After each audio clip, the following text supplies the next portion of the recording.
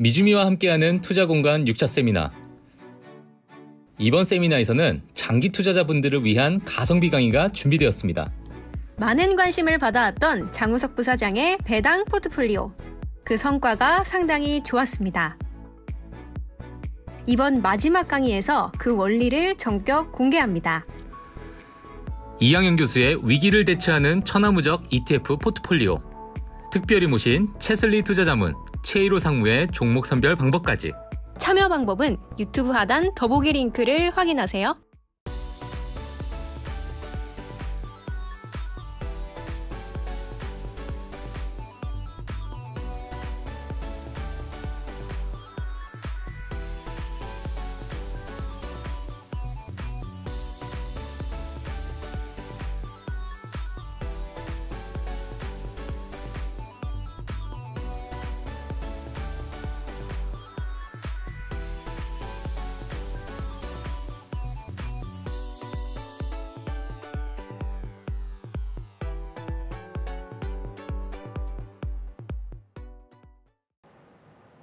네, 월스트리트 모닝브리핑 함께하고 있고요. 현재 시각은 6시 42분 지나고 있습니다. 이번에는 연세대학교 국제학대학원의 이남우 교수 모셔보도록 할게요. 어서 오세요. 네, 안녕하세요. 네, 안녕하세요. 방금 전에 제가 배드베스 앤 비욘드 이제 주가 20% 정도 하락한다 이런 말씀드렸는데 지금 더 하락해서 40% 넘게 빠지고 있어요. 근데 지금 보니까 주가가 한 자릿수였더라고요. 그러니까 이게 BBB가 미국 소비자들이 상당히 애용하는 그런 그 스토어거든요. 네. 그래서 이제 보통 우리 욕실, 목욕탕에서 쓰는 거, 그다음에 침실 용품 뭐 그런 것들 다양하게 갖다 놓고 이제 영업을 하는데 네. 이 회사가 전략을 잘못 세웠던 게 다양한 회사의 제품을 받아서 그 이제 판매를 하는 그런 이제 그런 식의 비즈니스 모델을 갖고 있다가 자기네 그 자체 모델을 하겠다. 그게 마진이 높으니까. 근데 그것이 공급을 되질 못했어요. 그래갖고 엄청나게 전략의 실수가 있었고 지금 자금난입니다. 이 회사 시총이 지금 아마 한 1조 원, 뭐 2조 원 정도밖에 안 될 거예요. 네. 그래서 지금 현금 흐름이 엄청 빡빡해서 아마 증자도 해야 되고 회사가 여러 가지 그 경영 위기 그다음에 자금난 뭐 이런 거에 봉착해 있죠. 그래서 애널리스트들도 뭐 월가에서 상당히 그런 점에서는 좀 비판적인 시각을 계속 유지해 왔습니다. 그리고 재밌는 게 그 쇼트 비율, 그러니까 이제 유통 물량, 대주주 지분 빼고 유통 물량에서 공매도 비중이 2%, 4%쯤 됐었어요. 그래서 이게 주가 예측하기 참 어려운, 그러니까 이런 것들을 저희가 근처에 가면 안 되는 주식입니다. 네. 네, 지금 시가총액이 1.483 빌리언이면은 2조 안 되는 거잖아요. 그렇죠. 근데 이게 원래는 $5 뭐 이런 정도였으니까 이렇게 2조 안 되는 시가총액이 또 말이 안 되는 상황이었는데 엄청 많이 올랐다가 빠지고 있습니다. 그 빠지는 폭이 굉장히 크다라는 점 여러분 꼭 확인을 해 주셨으면 좋겠고요. 자, 오늘 교수님과 총 4가지 주제 이야기를 나눠볼 텐데 어떤 이야기 준비하셨습니까? 이제 크게 보면 뭐 지금 우리 6월 중순 이후로 주가가 많이 반등을 그렇죠. 했잖아요. 저도 시장이 좀 좋아질 건 예상했지만 이렇게 급반등할 줄 기대를 못했는데 여전히 미스터 둠이라고 이렇게 아주 비관적인 의견을 내는 분들이 있어요. 루비니 교수도 그렇고 GMO의 제레미 그레이슨. 그래서 이런 분들 의견을 뭐 경청은 하지만 너무 우리가 신경 쓸 필요 없는데 이분들이 또 추천한 종목들은 또 있습니다. 종목은 좋은 걸 추천하셨어요. 이제 그런 얘기 좀 하고 우리 수요일 날 발표된 7월 그 소매 판매가 제가 이제 항상 강조한 것처럼 미국 경기 괜찮다.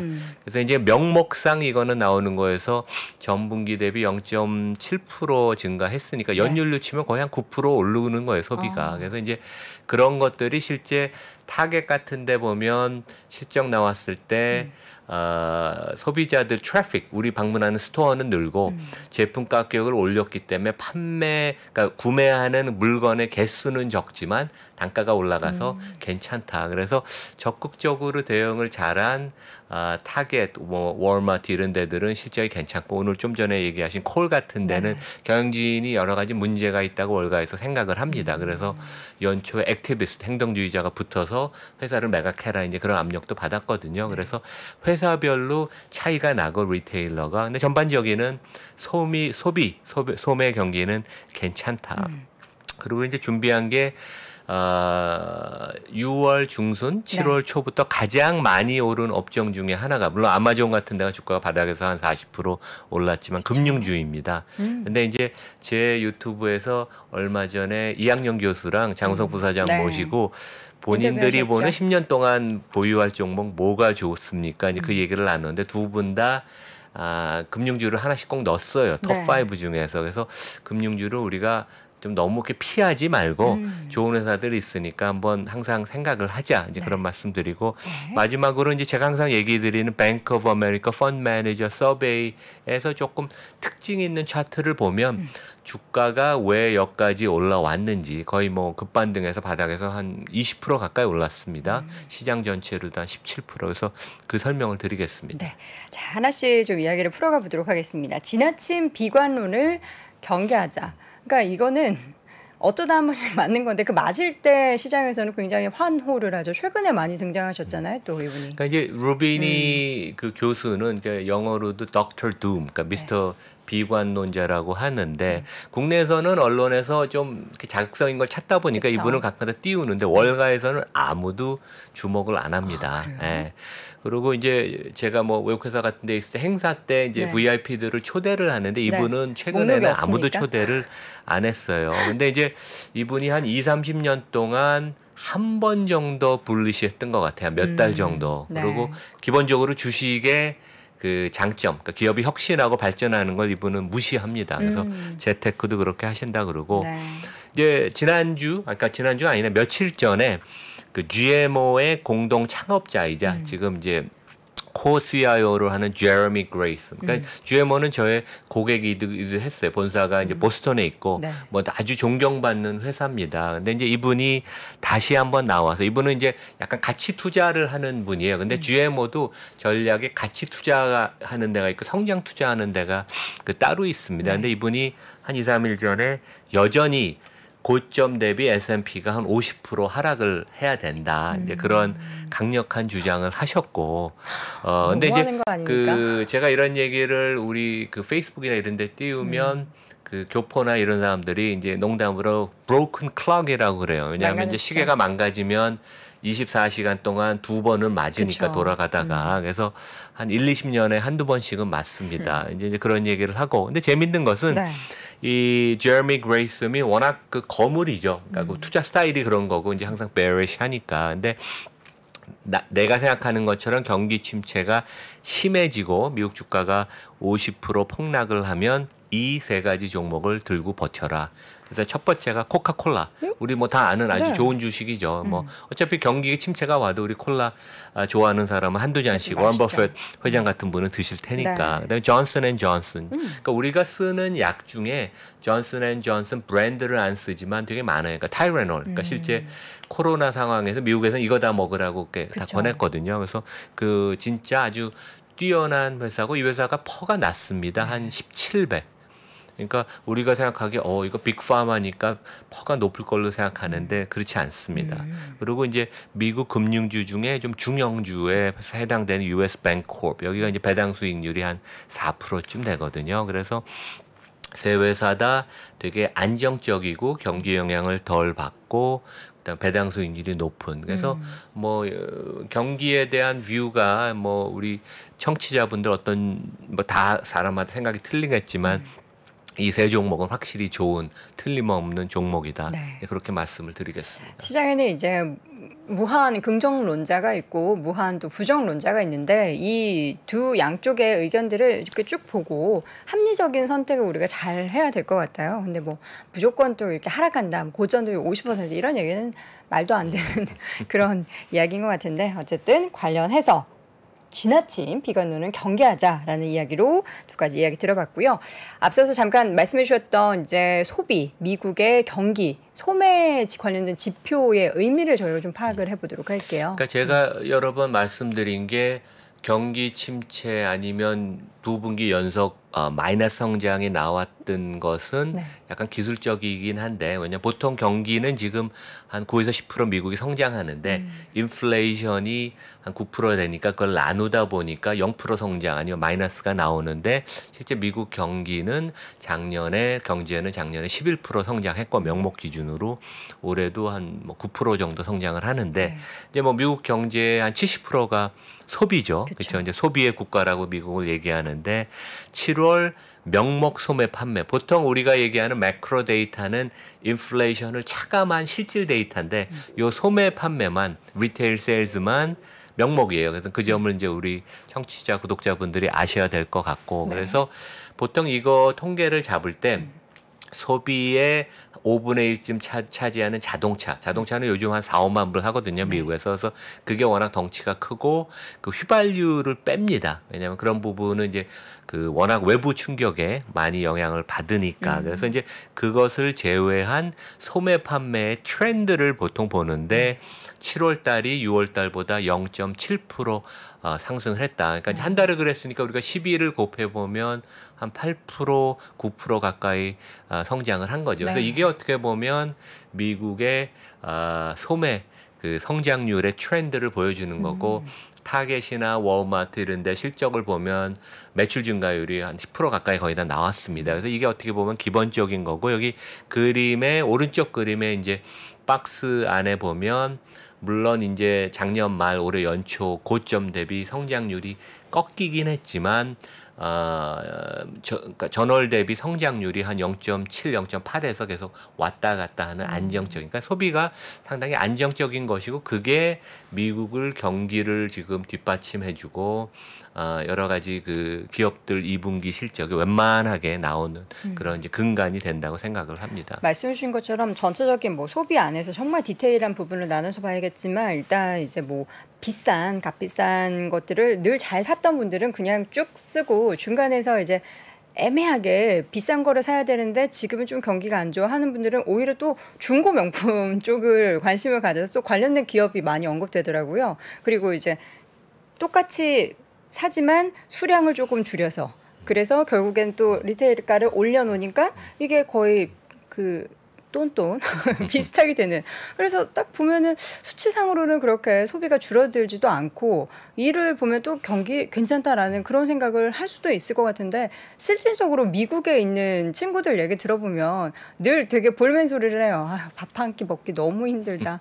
장바구니 한번 채우면은 그냥 뭐 10만 원 그냥 넘는다 이런 얘기를 우리나라보다 더 많이 해가지고 이거 계속 좀 약간 고착화되면은 어느 순간부터는 좀 여기 소비에 있어서도 안 좋은 시그널들이 더 많이 나오지 않을까라는 그런 우려는 좀 있어요. 그러니까 미국이 일단 한국보다 세율이 높고요. 네. 그다음에 소득이 낮아도 세율이 높습니다. 한국은 근로소득자의 반 이상이 세금을 안 내잖아요. 네. 그렇죠? 그리고 제가 여러 번 말씀드린 것처럼 그로서리가 장바구니 물가가 진짜 많이 올랐어요. 그런 면에 있어서는 좀 여유가 있는 분들 아니면 네. 힘든 것은 맞는데 우리가 월마트, 타겟 아니면 그다음에 이제 제가 약간 디스카운트 된 옷을 파는 TJX 네네. 전에 말씀드린 이 세 회사들의 실적을 보면 재고가 늘었지만 되게 적극적으로 대응을 했고 그다음에 매점을 찾아오는 스토어를 찾아오는 고객 수는 오히려 늘고 있다. 하지만 이분들이 제품 가격이 올라가서 물건 사는 그 물건의 그 횟수는 그러니까 물건 아이템 수는 줄지만 가격이 올라가서 매출은 유지가 되는. 그리고 이제 재고를 적극적으로 대응한 타겟이나 월마트 같은 때는 2분기에 주가가 뭐 한 1-20% 이상 급락을 그런 뉴스 발표할 때 그렇죠. 했지만 적극적으로 대응하고 재고를 털어내고 그다음에 재고를 할인하고 그다음에 오더를 줄임으로써 시장 상황에 적극적으로 대응을 해서 주가들이 다 많이 회복을 거의 했습니다. 월마트 같은 데도 140달러에서 120달러까지 하락을 했다가 지금 140달러 다시 회복을 했죠. 그래서 기업들의 적극적인 대응 능력, 경영진의 그런 그 적극성 이런 것들에 따라서 결과는 틀린데 하여간 경기는 괜찮다. 뭐 엄청 뜨거운 건 아니지만 웬만큼 지금 미국 경기는 이제 괜찮다. 이제 그렇게 생각하면 될 것 같습니다. 네.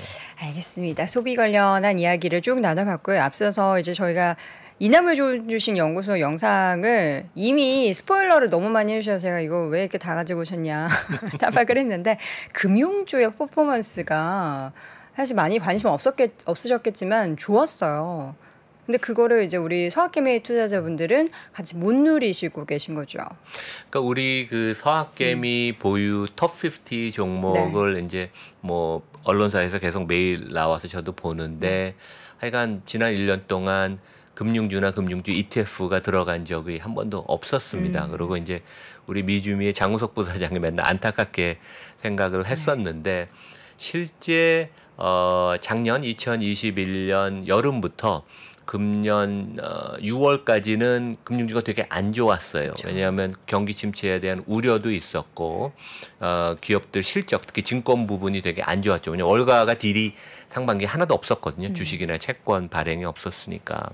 그런데 이제 6월 말 이후로 금융주가 엄청나게 급상승을 했습니다. 그래서 이제 여기 다음 페이지를 보시면 6월 말 이후 S&P 주가가 13% 올랐는데 모건 스탠리, 골드만이 각각 한 20% 정도 주가 상승을 했고 불과 뭐 한 달 반 사이죠. 웰스 파고가 18%, 시티와 뱅크 오브 아메리카 17%. 유일하게 조금 무거운 항공모함 같은 JP 모간이 시장보다 좀 낮은 9% 상승했어요. 그리고 JP 모건은 약간 비용 컨트롤에 문제가 있는 게 아닌가 이제 그런 우려를 하죠. 그래서 급반등을 해서 이제 실제 그 가장 큰 이유는 이런 것 같아요. 일단은 최근 한두 달 사이에 경제 데이터가 경기 침체가 오지 않을 가능성이 상당히 있고 경기 침체 혹시 와도 아주 마일드한, 그러니까 온화한, 그러니까 좀 약한 경기 침체니까 부실 여신이 별로 안 생길 것이다. 이제 그런 기대감이 이제 생겼고 그다음에 금리 인상은 어느 정도 꾸준히 될 테니까 금리 인상이 상승되는 그 기간에서는 이제 금융주들은 예대 마진이 벌어지니까 금융주들의 이익이 좋을 거라는. 그래서 실제 7월 중순에 보통 우리가 이제 실적을 제일 먼저 발표하는 게 금융주잖아요. 그래서 7월 중순에 실적 발표한 걸 제가 이제 골드만 분석 자료를 모건 스탠리, 왜냐하면 뭐 자기 경쟁사들도 애널리스트는 다 커버를 합니다. 그래서 골드만 애널리스트가 모건 스탠리도 커버하고 뱅크 오브 아메리카도 커버하고 뭐 다 그러는데 여기 보면 그 당시보다 주가가 지금 뭐 15% 20% 다 반등을 했죠. 네. 하지만 이제 퍼가 모건 스탠리 같은 데는 진짜 최고의 금융주예요. 그 최고의 증권사기도 하지만 여기가 웰스 매니지먼트가 미국에서 넘버원이기 때문에 안정적인 그 수수료 수입이 이 회사의 그 이익의 안정성을 만들어 주거든요. 근데 뭐 퍼가 한 내년 기준으로는 한 최근에 주가 반등을 감안해도 11배. 왜냐하면 7월 중순에 퍼가 9배였으니까 지금 20% 올랐어도 11배. 그다음에 배당 수익률이 4%. 그러니까 상당히 매력이 있는데 우리가 너무 이런 점을 좀 금융주를 미워하지 말자. 이제 그런 말씀을 드리고 싶고. 그다음에 이제 시티. 저는 이제 10년을 놓고 보면 시티가 문제가 많았고 망가졌다가 지금 이제 구조 조정을 해서 턴어라운드 하는 중이니까 이게 그 안정성은 좀 떨어지지만 10년을 보면 워낙 그 훌륭한 프랜차이즈고 여전히 좋은 인력을 많이 갖고 있습니다. 이제 이런데도 주가 반등을 했지만 내년 기준으로 보면 퍼가 한 8.5배. 그다음에 배당 수익률은 4%가 넘으니까 진짜 뭐 아주 밸류에이션이 낮죠. 그래서 우리가 이런 점을 하여간 조금 그 관심을 갖고 지금 당장 사재는 건 아닌데 금융주를 내가 10종목을 미국에 들고 있으면 하나 정도는 최소한 갖고 있어야 되는 게 아닌가 그런 생각을 하고 이제 제가 한 1, 2주 사이에 이학년 교수님하고 장우석 부사장님 같이 모셔서 게스트로 두 분이 보는 2030년까지 들고 갈 만한 톱5 종목을 오픈을 해라. 이제 그런 얘기를 해서 재밌게 방송을 하고 너무 그 댓글들이 환상적이었어요. 그래서 이 미주미 두 분이 얼마만큼 팬덤이 강하고 많은 분들의 댓글이 나 6, 7년 전에 이분들 얘기 듣고 주식 투자해서 아주 좋은 성과가 있고 나 되게 믿는 분들이다. 이제 댓글들이 좋았습니다. 근데 이학년 교수님이 고른 그 종목을 보면 비자, 알파벳, 마이크로소프트. 그다음에 이제 네 번째가 금융주 중에 블랙록을 꼽으셨어요. 좋아하셔요. 그래서 세계 최대 네. 자산운용사 에스티 로더. 뭐 비자는 이제 우리 공식적인 산업 분류를 GIC 분류를 하면 이제 IT로 분류가 그쵸. 되지만 어느 정도는 금융 성격이 있으니까. 근데 이제 이학년 교수님 말이 이제 멋있는 말이 있어요. 종목은 여러분 마음에 있으니까 마음에 있는 종목을 열어봐. 편하게 하세요. 그래서 네. 아주 뭐 재미있었고 그다음에 이제 장우석 부사장님은 이런 종목들을 골라 주셨어요. 네. 다음 페이지에 애플, 엔비디아가 들어갔습니다. 그다음에 이제 펀은 좀 높지만 미국에서 쓰레기 네. 산업 폐기물 처리에 아주 뭐 독점적인 비즈니스를 하는 그렇죠. 진짜 좋은 비즈니스인 Waste Management, Berkshire Hathaway, 뭐 워런 버핏 회사죠. 그다음에 XLF, 그러니까 금융을 꼭 넣어야 된다고 생각을 하는데 한 종목을 고르는 게 좀 마음에 그 결정하기가 어려운 분들은 XLF라는 금융 ETF를 편입하면 좋겠다. 네. 이것도 상당히 좋은 전략 같아요. 개별 종목에 손이 안 가면 마음 편하게. 그래서 이 두 분도 5종목 중에 하나를 꼭 금융. 그러니까 그 이학년 교수님은 포트폴리오에.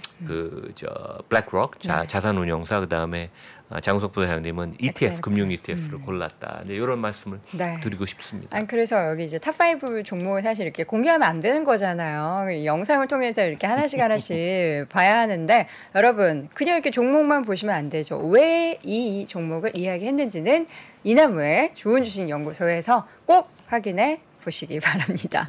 자, 요 극도의 비가 오는 긍정적 시그널 요 얘기는 지난번에 하셨던 얘기를 가지고 오셨는데 이유가 있으실까요? 그러니까 이제 그 우리가 조금 어떻게 보면 이제 경험이 많고 노련한 네. 분들은 시장이 지금 어떠한 생각을 하고 그 부분이 어느 정도 시장이나 개별 주가에 녹아 있느냐. 이제 네. 그게 되게 주식 시장이 과학으로는 안 되고 이게 약간 아트 예술에 가깝고 경험이 필요하다는 그런 얘기인데 그래서 이제 제가 매달 그러니까 중순에 발표가 되는 뱅크 오브 아메리카의 펀드 매니저 서베이를 잠깐씩 말씀을 드리는데 네.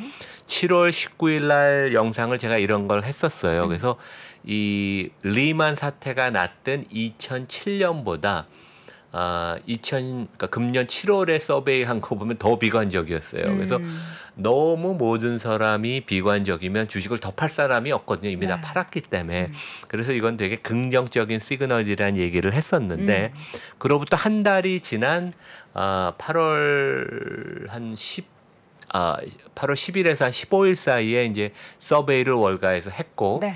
그 결과가 한 2, 3일 전에 발표를 했죠. 뱅크 오브 아메리카가. 그래서 이제 특징을 보면 이 그림은 보면 이제 앞으로 12개월 동안 기업이익이 좋아질 것인가 나빠질 것인가 그러니까 업그레이드 될 건지 다운그레이드 될 건지 물어보는데 그동안 계속 하향 조정이 될 거라고 전망을 했다가 8월 달에 처음으로 이제는 하향 조정이 끝나서 상향 조정이 되지 않을까 이제 그런 식으로 약간 낙관론으로 좀 돌았고 아마 그런 그 어떤 펀디멘탈한 생각이 시장을 좀 돌린 그런 그 방향을 돌린 그런 요인도 있는데 네. 저는 이제 개인적으로는 기업이익은 상당히 우리가 좀 보수적으로 봐야 되는 게 아닌가.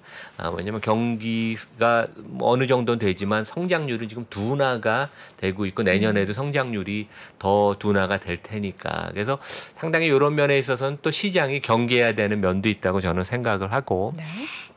그다음에 이제 펀드 매니저들이 엄청나게 엄청나게는 아니죠. 근데 주식 비중을 상대적으로 많이 줄여서 그렇죠. 언더웨이트 된 사람이 6월 달만 해도 아까 7월 달만 해도 44%였는데 전체 응답한 사람 중에 그 비중이 26%로 줄었다. 많이 그러니까 이제 많이 언더웨이트 된 것을 급격히 주식을 이제 따라 사면서 이제 언더웨이트의 포션이 줄은. 그러니까 이런 점이 이제 주가 상승을 설명을 해주는 네. 것 같아요. 헤지 펀드들이 아주 액티브했던 것 같지는 않아요. 지난 한 2달 동안 대신 뮤추얼 펀드들이 주식을 적게 갖고 있던 것을 이제 급하게 따라 샀고 그다음에 리테일 개인들의 참여가 많았던 걸로 보입니다. 그리고 뭐 실제 최근에 보면 이제 사우디 같이 고유가 덕분에 돈이 좀 많아진 나라들이 미국 주식을 또 많이 샀고 외국인들이 그리고 이제 개별 종목 업종의 그 순환을 보면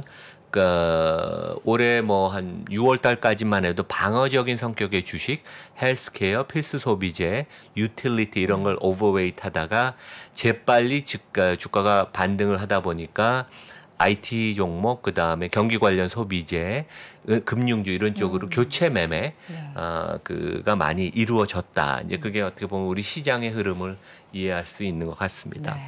서베이를 통해서 이제 그들도 재빠르게 요 반등을 틈타서 얼른 주식 비중을 늘렸다라는 것을 여러분께 한번 확인시켜 드렸고요. 그럼 지금 이제 미국 시장이 반등을 했는데 밸류에이션 수준이 어느 정도인지 체크를 해봐야죠. 그러니까 저는 기본적으로 뭐 우리가 5년, 10년 정도 네. 시장을 보면 하반기가 당연히 뭐 저점 근방이라고 생각하고 이미 뭐 저점을 쳤을지도 모르고 하지만 단기적으로는 조금 주가가 너무 반등을 해서 그래서 이제 지금 금년 2020 지금 8월이니까 그러니까 올해 퍼도 우리가 놓고 생각하지만 2023년 이제 퍼를 우리가 이제 관심을 가질 때가 네. 됐어요. 왜냐면 보통 12개월 포워드 루킹으로 하니까 그러면 이제 컨센서스를 놓고 봐도 지금 주가가 S&P 기준으로 4,300에 거의 올라왔잖아요. 네. 그러면 이제 퍼가 18배니까 우리가 고금리 상황으로 지금 이제 앞으로 5년, 10년 뭐 길게 보면 과거보다는 인플레도 좀 높고 고금리면 하여간 밸류에이션이 단기적으로는 조금 부담이 되는 면이 있어서 여기서부터 추가 상승은 조금 어려운 게 아닌가. 그래서 뭐 주식을 팔라는 얘기도 아니고 어차피 우리가 장기 투자를 권하니까 뭐 편안하게 들고 가면 되지만 주가가 여기서부터 연말까지 이렇게 급상승을 추가로 더 하는 것은 여러 가지 밸류에이션 관점에서 보면 만만치는 않다. 이제 그런 말씀을 다시 지난주에도 제가 비슷한 말씀을 드렸는데 다시 드리겠습니다. 네, 우리가 주가의 반등에 있어서 너무나 이제 환호만 하면서 연말을 장밋빛만으로 전망을 할 게 아니라 지금 수준에 있어서의 밸류에이션 부분을 꼭 확인해서 여러분들의 포트폴리오를 어떻게 또 꾸려나가실지 고민을 해보시면 좋을 것 같습니다. 자, 이렇게 해서 오늘 심층 인터뷰 함께 나눠봤고요. 연세대학교 국제학대학원의 이남우 교수님 함께했습니다. 교수님 고맙습니다. 네, 감사합니다.